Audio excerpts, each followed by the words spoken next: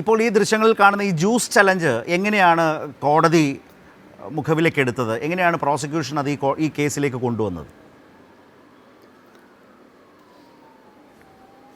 അത് വളരെ പ്രധാനപ്പെട്ട ഒരു കാര്യമാണ്. അതായത് ഈ കേസിൻ്റെ ഒരു സാഹചര്യത്തിൽ ഈ ഗ്രീഷ്മ 22 പ്രാവശ്യമായിട്ട് ഒരു അന്വേഷണം നടത്തി, വെബ് സെർച്ച് നടത്തി. ആ വെബ് സെർച്ചിൽ അതിരാവിലെ 22/8/2022 അതിരാവിലെ എണീറ്റ് 5 മണിക്ക് ഒരു വെബ് സെർച്ച് നടത്തിയിട്ട് പാരസിറ്റമോളിൻ്റെ വിവിധ ഭാഗങ്ങൾ, അതായത് ഇപ്പോൾ എങ്ങനെയാണ് മനുഷ്യ ശരീരത്തിൽ പ്രവർത്തിക്കുന്നത്, എത്ര കൊലപാതകങ്ങൾ ഇത് അമേരിക്കയിൽ ഈ പാരസിറ്റമോൾ കൊണ്ട് ചെയ്തിട്ടുണ്ട്, ആത്മഹത്യ ചെയ്യാൻ ഇത് എങ്ങനെയാണ് ഉപയോഗിക്കേണ്ടത് പാരസിറ്റമോൾ എന്നെല്ലാമുള്ള നിരവധി പഠനം ഇതിലൂടെ നടത്തി. ഇതെല്ലാം തന്നെ ക്ലൗഡ് ഡാറ്റയിൽ രഹസ്യമായിട്ട് തന്നെ ഗ്രീഷ്മ അറിയാതെ സ്റ്റോർ ചെയ്ത് കിടന്നതാണ്.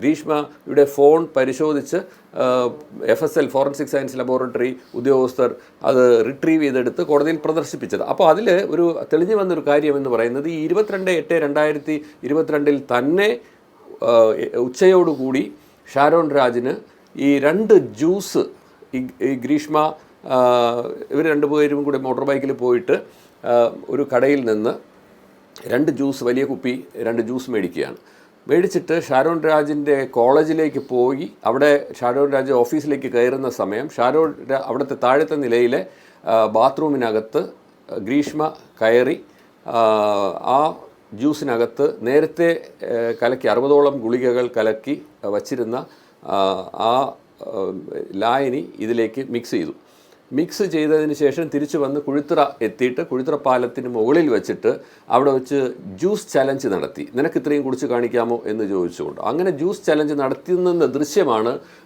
നമുക്ക് കോടതിയിലും കോടതിയിലും നമുക്കത് പ്രദർശിപ്പിച്ച് അതിൻ്റെ തെളിവ് നമുക്ക് എടുക്കാൻ കഴിഞ്ഞത്. അപ്പോൾ അതിൽ ഷാരോൺ രാജ് വീഡിയോ എടുക്കുന്ന സമയത്ത് വീഡിയോ ഒന്നും എടുക്കണ്ട എന്ന് ഗ്രീഷ്മ പറയുന്നുണ്ട്. കാരണം അത് എടുത്താൽ അത് തെളിവായി മാറിയാലോ എന്നുള്ളൊരു ഭയം അതിനകത്ത് വ്യക്തമായിട്ട് മനസ്സിലാക്കാൻ കഴിയും. എന്നിട്ട് ഗ്രീഷ്മ കൊടുത്ത ആ വിഷലായനി ഒരു അറ്റംപ്റ്റ് ടു കമ്മിറ്റ് മർഡർ ആയിരുന്നു, അത് കൊലപാതക ശ്രമമായിരുന്നു. അത് തുപ്പിക്കളഞ്ഞത് കൊണ്ട് മാത്രം അന്ന് യഥാർത്ഥത്തിൽ ആ ഒരു എക്സിക്യൂഷൻ നടക്കാതെ പോയതാണ്. കാരണം അപ്പോൾ വീണ് മരിച്ചില്ല എങ്കിൽ പോലും അത് അവരെ ആന്തരിക അവയവത്തെ വളരെ സാരമായി ബാധിച്ച് ഒരു ഗുരുതരമായ അവസ്ഥയിലേക്ക് എത്തുകയും മരണം സംഭവിക്കാമായിരുന്ന ഒരു തരത്തിലായിരുന്നു. ഇത് 1-2 തവണ റിപ്പീറ്റ് ആക്കിയാൽ പോലും അത് ചെയ്യുമായിരുന്നു. അതാണ് ആ ജ്യൂസ് ചലഞ്ചിൻ്റെ ഒരു സാഹചര്യം. സ്ലോ പോയിസണിങ് അങ്ങനെയായിരുന്നു നോക്കി. പിന്നീട് അത് നടക്കാതെ വന്നത് കൊണ്ടാണ് പാരക്യൂറ്റിലേക്ക് മാറിയതും പാരക്യൂറ്റ് സക്സസ്ഫുള്ളായിട്ട് എക്സിക്യൂട്ട് ചെയ്തു. വളരെ ബ്രൂട്ടലായിട്ട് നടത്തിയ ഒരു മർഡർ ആയിരുന്നു ഈ ഷാരോൺ രാജിനെ കൊലപ്പെടുത്തിയത്.